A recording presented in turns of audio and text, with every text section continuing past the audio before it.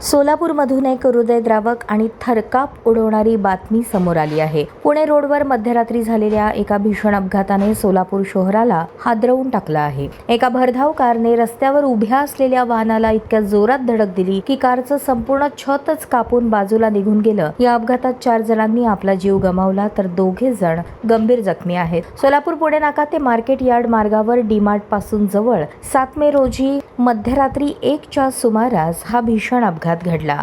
MH13 EK 7201 क्रमांकाच्या भरधाव Ertiga कारने रस्त्यावर थांबलेल्या MH13 CU 8699 क्रमांकाच्या आयशर वाहनाला पाठीमागून जोरदार धडक दिली. धडक इतकी भीषण होती की इर्टिगा कार तब्बल 150 फूट फरफटत गेली आणि कारचं संपूर्ण छत कापून बाजूला पडलं. या दुर्घटनेत शेखर सुरेकर वय 33 कुमठानाका, अमोल धैर्यशील येरटे वय 40 राहणार भवानीपेठ यांचा घटनास्थळीच मृत्यू झाला. तर कादर सैदू हांडे वय 33 कुमठानाका यांनी खासगी रुग्णालयात उपचारादरम्यान अखेरचा श्वास घेतला. मृतांमध्ये आदर्श सुझुकी कंपनीतील 2 अधिकाऱ्यांचाही समावेश आहे. अमोल येरटे हे तिथे सिनियर मॅनेजर होते तर कादर हांडे मॅनेजर होते. शेखर सुरेकर एका खासगी फायनान्स कंपनीत कार्यरत होते. स्वरूप कोथिंबिरे वय 27 आणि अमित राजेश जाधव वय 30 हे 2 जण जखमी असून त्यांच्यावर सध्या उपचार सुरू आहेत. मृतांच्या पाठीमागे आई वडील पत्नी लहान मुलांसह कुटुंब आहे. आज त्यांच्या घरावर दुःखाचा डोंगर कोसळला आहे. पोलिसांनी घटनास्थळाची पाहणी केली असून अपघाताच्या नेमक्या कारणाचा तपास सुरू आहे.